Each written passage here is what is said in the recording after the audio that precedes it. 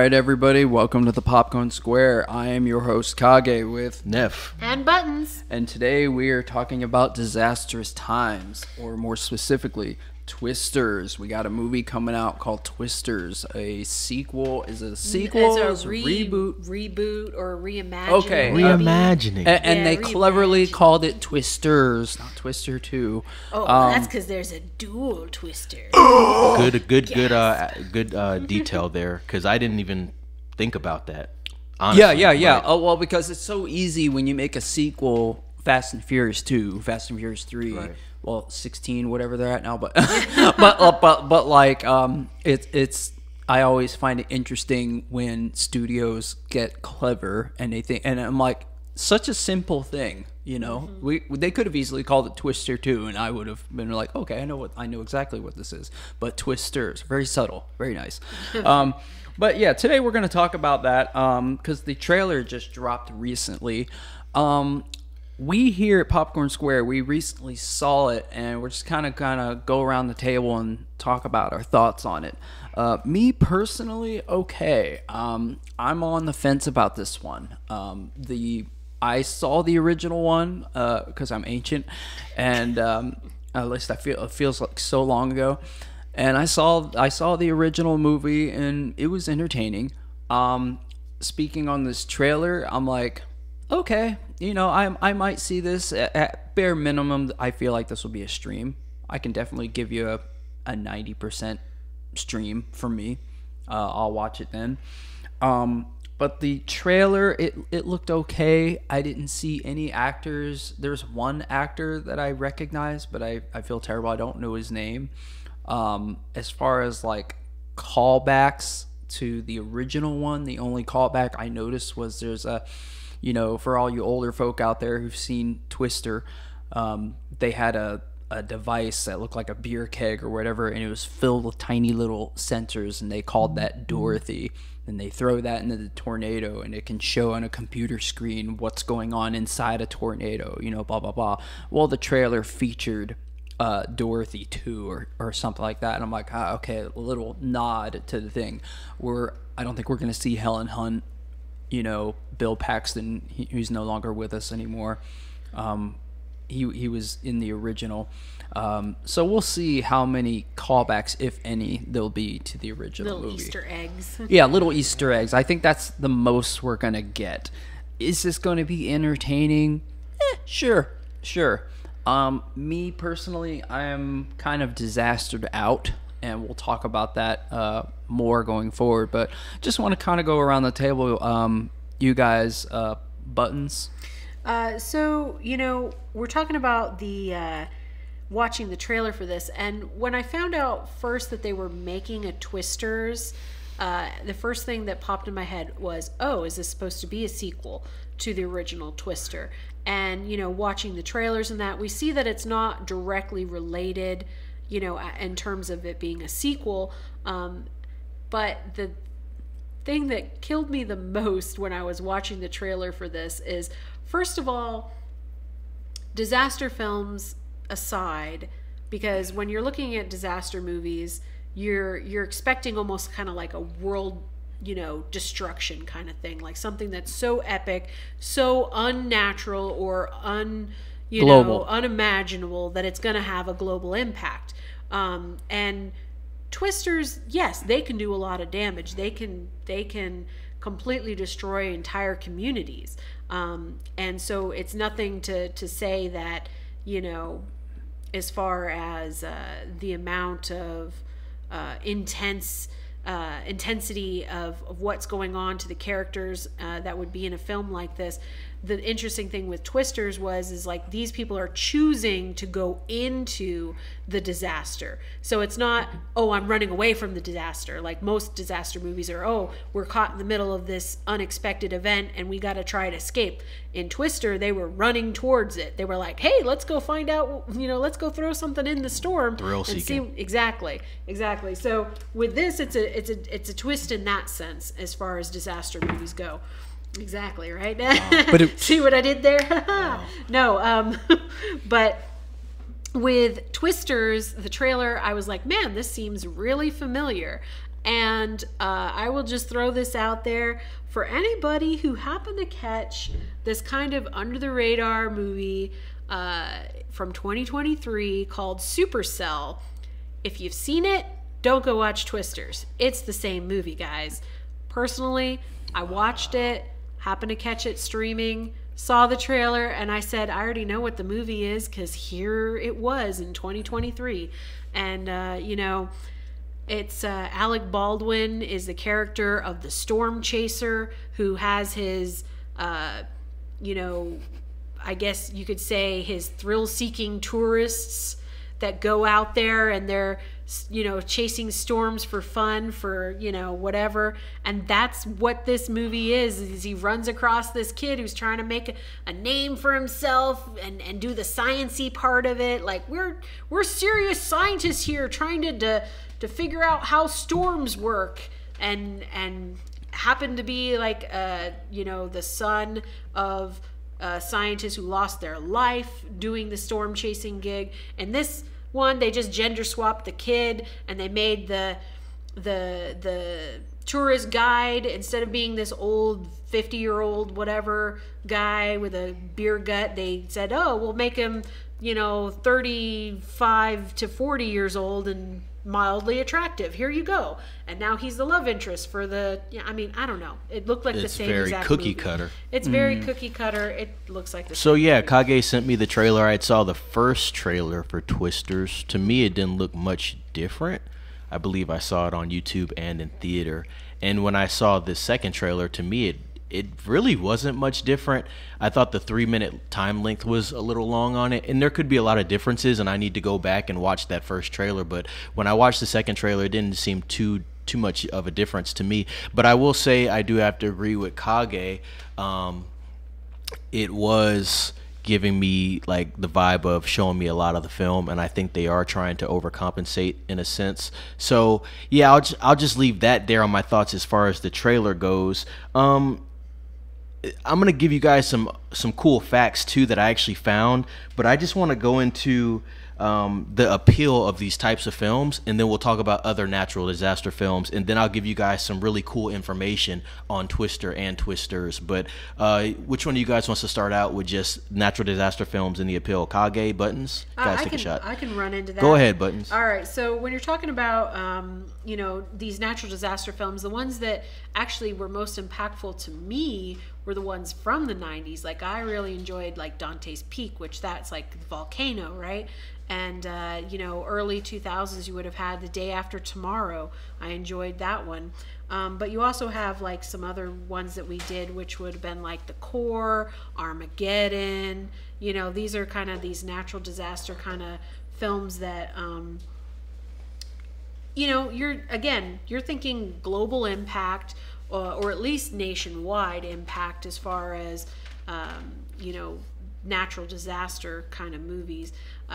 Now, I know I'm missing one of them.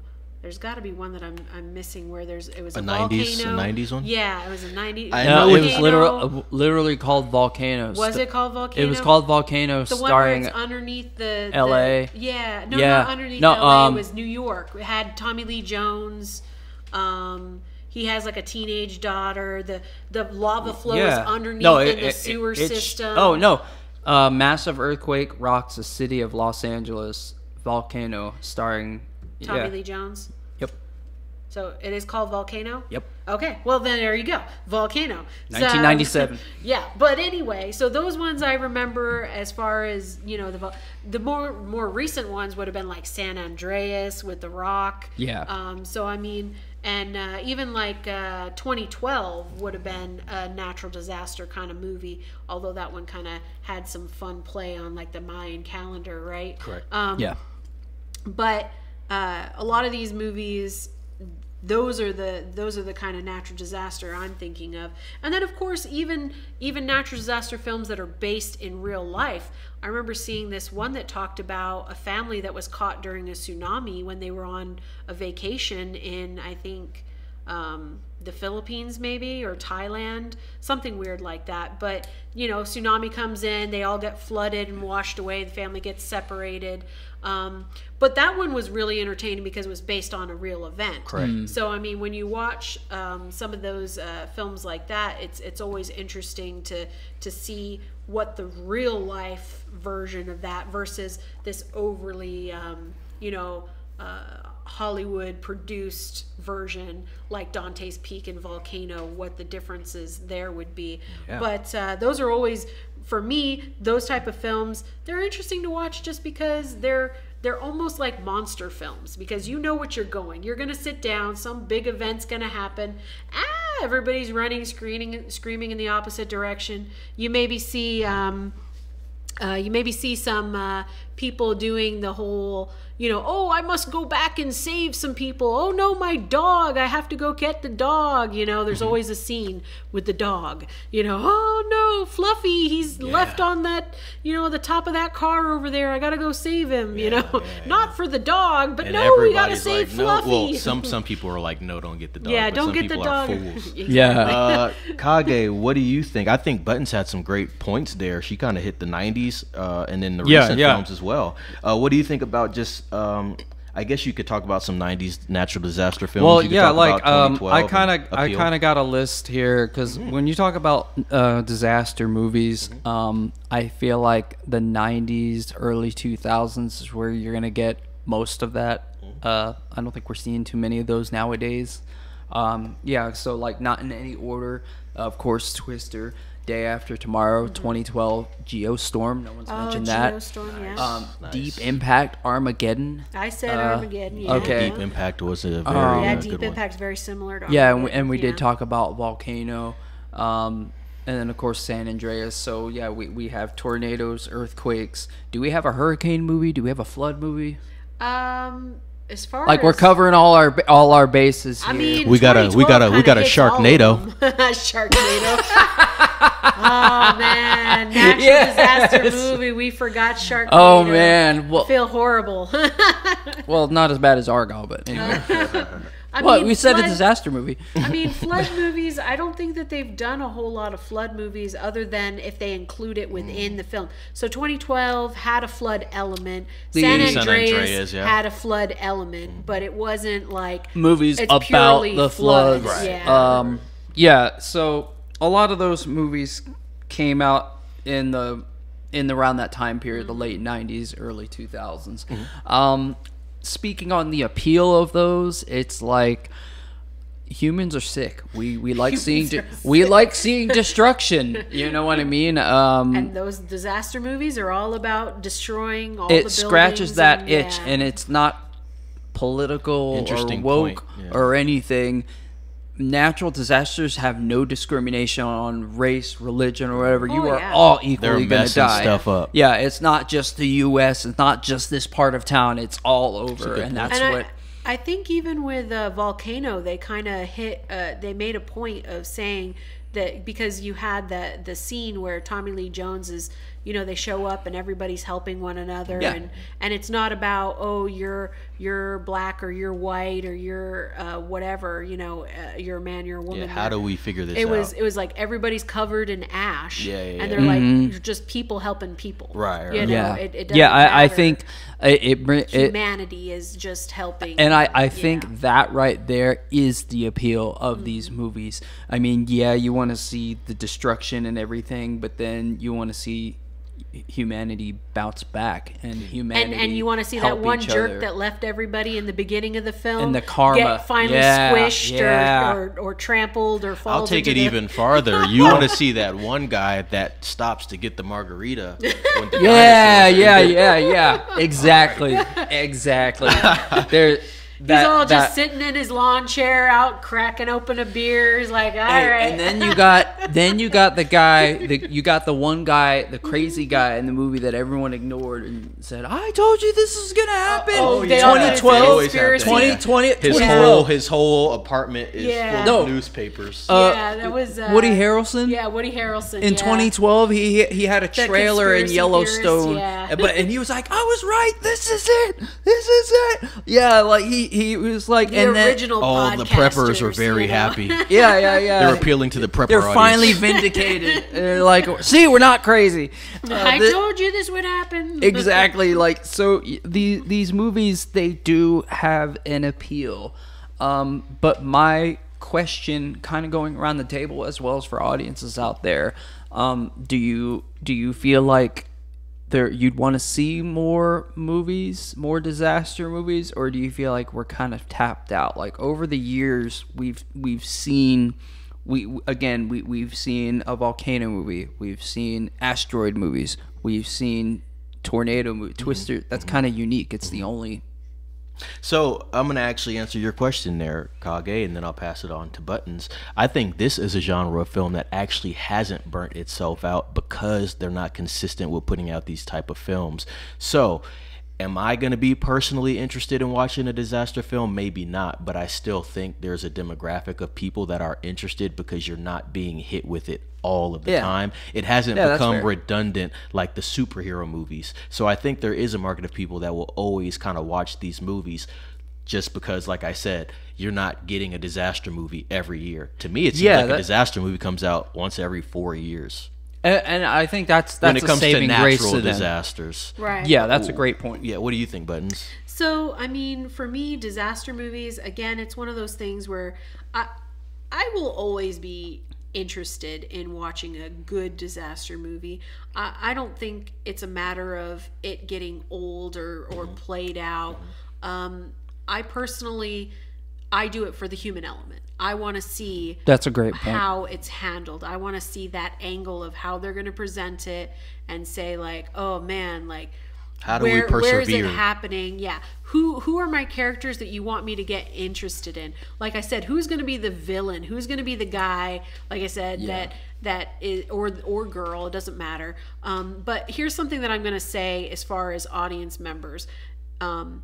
Me personally, and I think kind of like what you're saying as far as disaster movies feeling played out, is I did actually always enjoy movies that had a twist on it, in the sense of not being just a traditional natural disaster movie. Yeah. I preferred ones like The Happening or The Mist, where there's an element that's unknown. What is causing all of these things? Kind of almost What like a is- paranormal aspect. Yeah. Okay, or yeah, I something can see that. because it's still a disaster movie. It's still a oh crap, everybody's running and screaming and we don't know what's going on, but it's not because of a tornado. Like, what caused the tornado? Or oh, people are just disappearing, or people are just suddenly deciding to, even Bird Box. I really enjoyed Bird Box. So that's a Netflix original.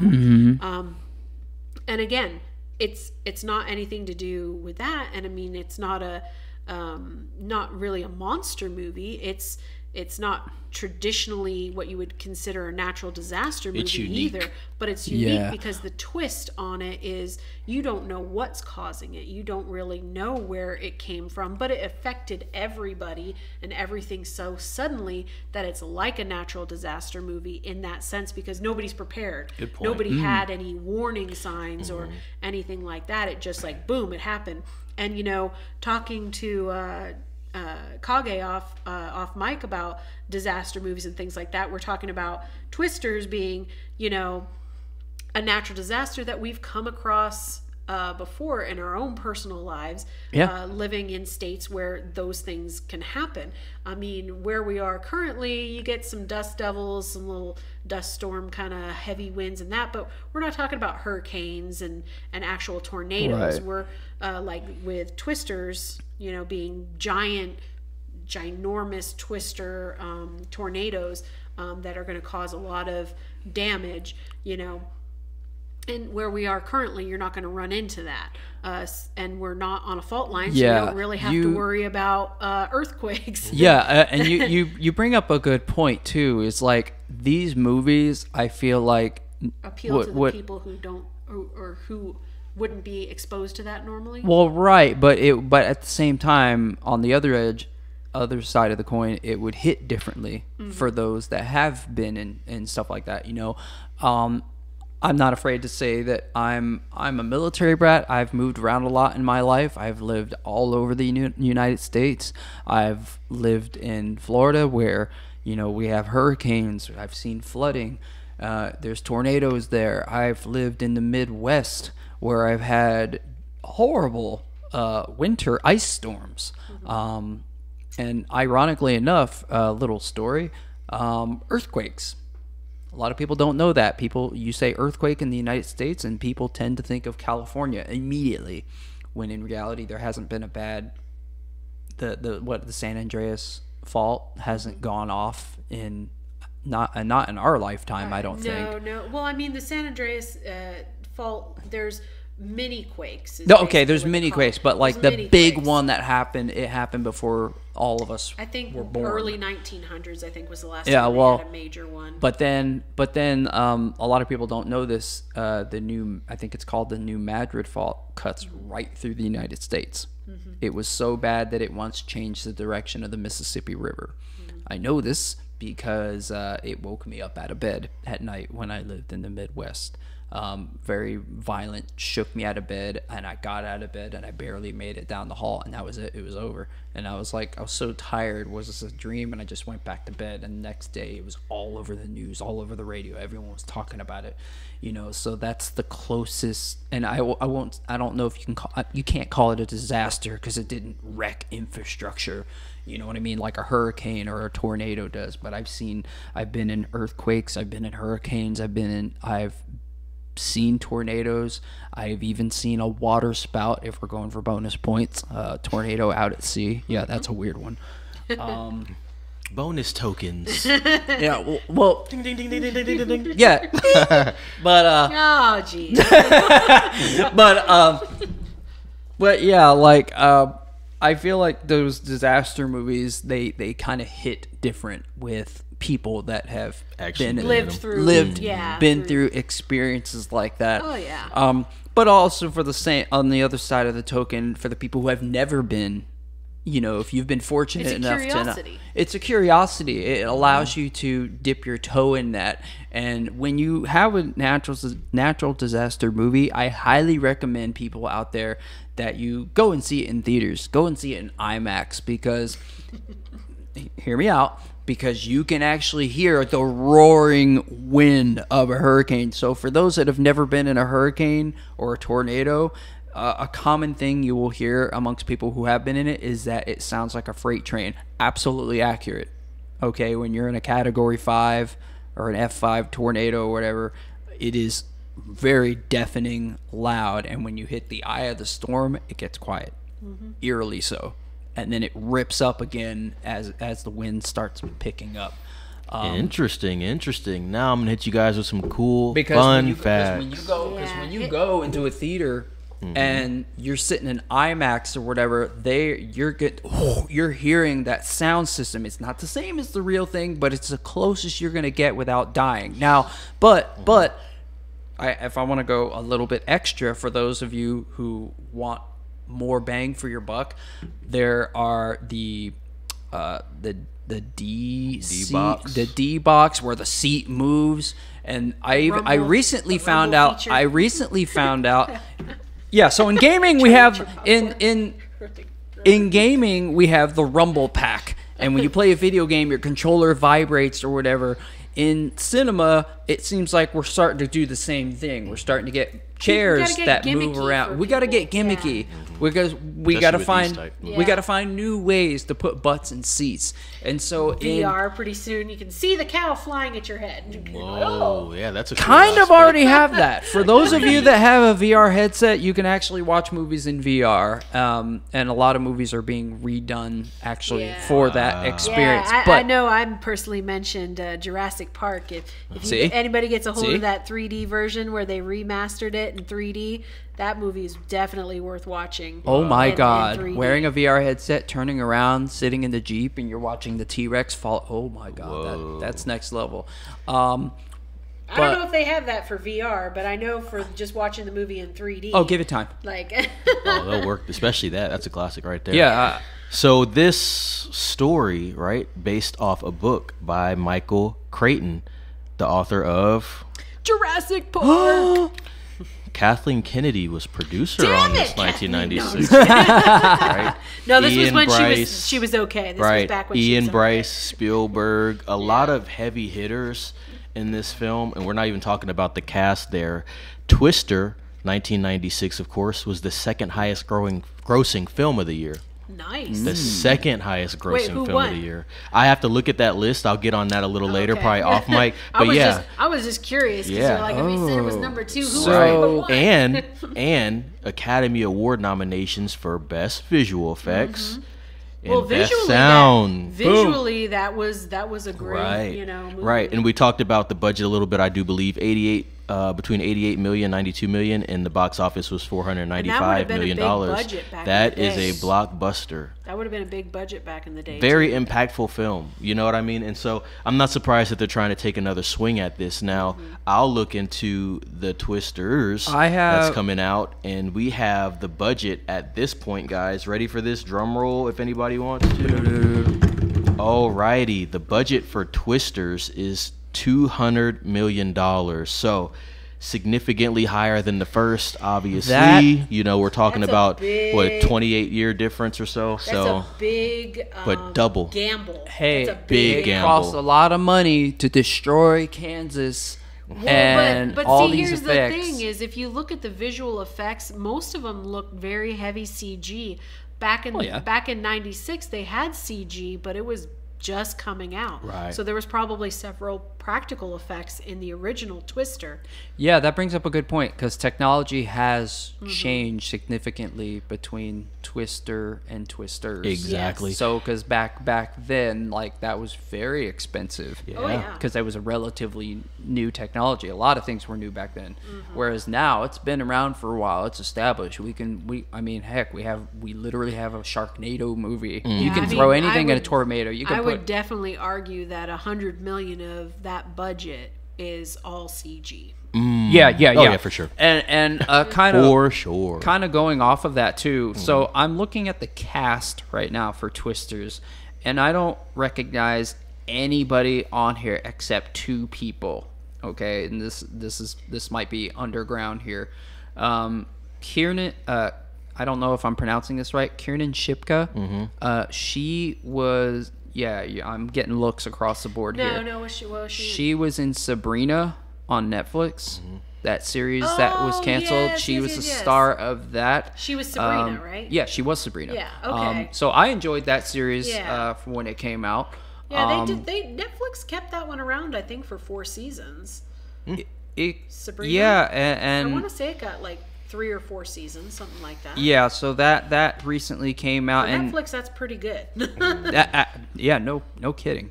So she's from that, and then Mara Tierney. Now that's not a name any of us, I'm pretty sure, both listening and I at don't this recognize panel. the name.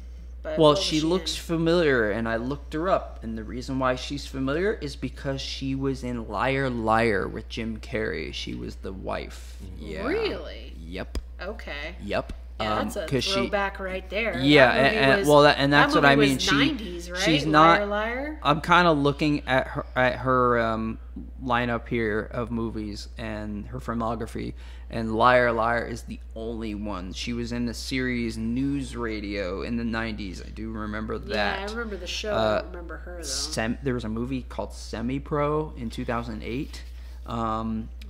Most recently, American Rust, Broken Justice. She was in that. But yeah, Jim Carrey. That's like the most. She's got some old. She's got some old. She's got some old stuff. Glenn Powell is the name I recognize, and I've seen him because he's in Top Gun Maverick. Okay. Okay. He's the male figure, the main actor in the movie.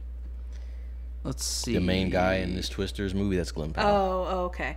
Yeah, no, he looked This familiar. to me, this would be a great time, and it's Oh. funny because all this stuff is circling back to Daisy- Michael Creighton's work. It'd be very interesting. I would like to see them bring back Helen Hunt, but that's probably not going to happen. Yeah. This would be a great time to do that. You know what I mean? Because then also it's that nostalgia. Hopefully, I haven't they seen have. her in a lot of stuff anyway. I would like to see her maybe as a cameo. Like, so Something. we have another actress, Daisy Edgar Jones. you wouldn't recognize her, and I'm like, she looks a little familiar, and that is because she was in, wait for it, War of the Worlds.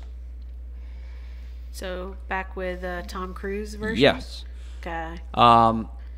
Yeah, so there's that. So there's a few obscure actors. Yeah, actresses most that of them. pop up. Samantha Nobody Ireland. Huge, Oh wow. Nobody huge that we're sitting there going, oh, it's a Brad Pitt or it's a Right. You know. This is interesting. So, I guarantee you, no one's gonna know this one. Samantha Ireland is also in Twisters. The only reason that name sounds familiar to me is because she is a voice actor, actually, and she has done a lot of work with this show called Ruby from the recently deceased company Rooster Teeth.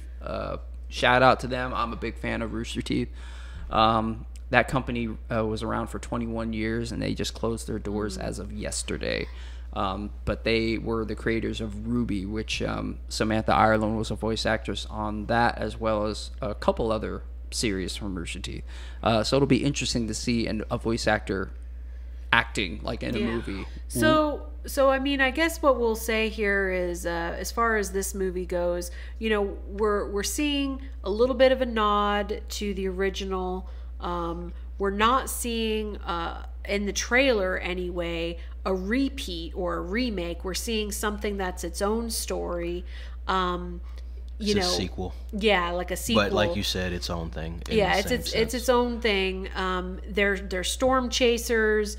They've got some scientific equipment that they're trying to launch within the Twister. So in the original movie, for those of you who haven't seen Twister, again, they're going out, they're trying to throw some probes up into an active Twister so that they can gain the data and understand how storms are formed, like tornadoes, and help scientists predict how they're going to operate, what makes them grow or makes them shrink, all those different factors.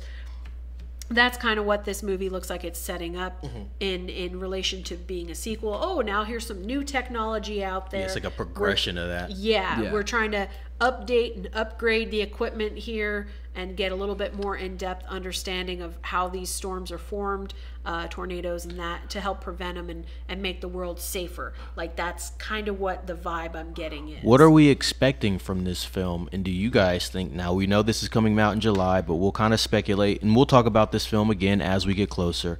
Do you think it's going to be worth watching? What do you guys think? What do you expect? I think this film's going to be quite decent. I think looking at the trailer, I think a lot of the visuals look good. I think the acting looks pretty solid. Will it live up to the 1996? I don't think it'll ever be able to live up to that. But I do think it looks like a decent film. And with a $200 million budget, it should look decent. Yeah. Now, just because it looks decent doesn't mean it's going to be good. Right. So we'll see what happens there. I think if you're into natural disaster films, then go watch the film. If you're not into it, maybe just wait for it to hit Redbox or stream it. But if you're into that type of stuff, I think you'll watch it, and I think you'll appreciate it. And I think maybe watching it in theater, like Kage said, with maybe in D-Box, the sound IMAX. What's that other one? There's another one that we got at our theater. FX. Well, what I was gonna say everything was turned up a notch, because I think you'll really appreciate it more. Luxury. And, what do you got? Just something to add to it. I haven't tried it. It's something I want to try. Did you guys know that? You know how I said the D-Box movies? Did you know there's a step up above that? No. So apparently, and I've seen it in Florida actually. There's, for all of our listeners in Florida, right? I don't know if it's called 4D or whatever. They have chairs. Hold on to your seats, folks. That move, but you can hear stuff, smell stuff, and even get like mist. So I've seen theaters like that have, like you were saying, the 4D cinema. I've never done. I think there is one in LA like that. Yeah, the only places that I've actually seen those are within Universal Studios. And in, like, for example, California Adventure with the Disney's Soarin' ride. Oh, yeah, I remember that. You know, they do that. They do the whole multi-sensory experience. Now, as far as current movies go, I have not seen the 4D cinema for those, because somebody has to sit down, watch this movie in advance, and program these seats. Well, yeah, and that's why it's so expensive. Exactly. It's because very niche. Yeah, it's very niche. And, you know, if you're going to sit down and say, yeah, I want to go see, you know, like you said, maybe this Twisters, and, you know, somebody sitting down and go, okay, yeah, sure, a full sensory experience. That sounds like a good time. How much is it? $200 a person. You know what? I'll pass. I'm just going to go sit down and watch it in the theater for $20. You know, for $20, and I'll just pretend I can feel the wind blowing against my face, because it, like Neff mentioned, it's very niche. Not everybody is going to want to afford, you know, or can afford to pay that much extra money. Even the D box that we have here, I want to say, is an extra $10 a person to sit in those D box, and they just shake. Yeah. Randomly. You know, like, oh, the dinosaur is running at you, grumble, grumble, rumble, rumble, rumble, you know, and that's kind of what they do, very simplistically, in order to give you that experience and that feeling. And some people, I've heard, they get motion sickness with that. So, you know, again, very niche, you know, product out there for them, and it's great for those people who want that extra sensory experience, but it's gonna be a lot more money for that. Yeah, most definitely. I'm looking it up. It's called 4DX. Okay. So if you were in a theater with that 4DX, you recommend Twisters and that? I'm thinking I want to try it. So you look up, well, dude, you're going to have to go to California for that probably. We don't have that here. Well, it's Phoenix, like really least. niche, bro. Phoenix, I don't even think Phoenix has one. Well, That's just like saying. real okay. All right. So 4DX equipped auditoriums employ motion-enabled chairs which create strong vibrations and sensations, as well as other environmental controls for simulated weather or other conditions such as lightning, rain, flashing strobe lights, fog, or strong scents. But I mean, where are we talking about that these are actually located at? I feel like... Well, that to be fair, you're absolutely right. That's where I'm looking. Like, I realize that this is a very niche thing, but for any listener out there, I'm not going to put my money on it, but I'm just saying this could be a good thing to experience, because like moving chairs, all that immersiveness, I wouldn't care for most movies, but I feel like it would be a perfect fit for a disaster movie. Yeah. Well, the only point that I was trying to make with that in specific when I was mentioning the studios and that is because it has to be planned out, and a lot of the studios that present these, they're not presenting the most modern movies, because it does take a while to plan these out. So when I went to Universal Studios, it was a pre-programmed thing. It was like 15 minutes, maybe 20 minutes. And yes, it was really cool because, again, you felt like the mist, you had the strong sense, you know, all of those things were, you know, the wind blowing on you and all of that. So it was really cool. But again, you know, it's something that they repeat as an attraction, you know, and that's what it is. You got to remember, it's an attraction, not a show. It's like a ride. Almost. So what do you think about this, Buttons, about the film, and like if you should watch it in theater or not? And then I'll ask Kage, and then we'll kind of wrap that one up. Yeah. So this movie, it's going to be a pass for me in theaters for sure. When it comes out on streaming, it'll just have to be one of those ones that if I'm in the mood, because again, I feel like these disaster movies, while I do enjoy a good disaster movie, this one in particular kind of looks like I already watched it with Supercell, so I'm not going to be overly excited, you know, anticipating, you know, watching this it. one's not marked on your calendar. Yeah, exactly. That makes sense. And as far as it being worth watching, all I can say is with a $200 million budget, there better be some people watching it, because otherwise the studio is going to see a huge loss. Yeah. What do you got on that, Kage? What do you think? You know, I feel like I can go either way on it. On one hand, nostalgia beckons me. I saw the first one. It might be a good time. It's not blowing my doors down, no pun intended. But like, I might see it. At the same time, if I'm not gonna go out of my way to see this. It depends on my mood. You know what I got going on. It's fair. Yeah, yeah. not pulling you. But if I'm I with you guys, I think I explained that before I'd asked. You know, if you're into these type of movies and you liked Twister, I think maybe you'll like this film and watching it in theater. because to be fair, Neff, you made the excellent point that Yeah. we don't get disaster movies that often. Right. Like, I think we're collectively burnt out on superhero movies because they come out every month. That's what it feels like. But we haven't had a good disaster movie in a while. So I feel like this could scratch that itch for anybody who's a fan of that. I feel like it's kind of a niche thing, honestly, because we just don't get them that often. If nothing else, I'll definitely stream this.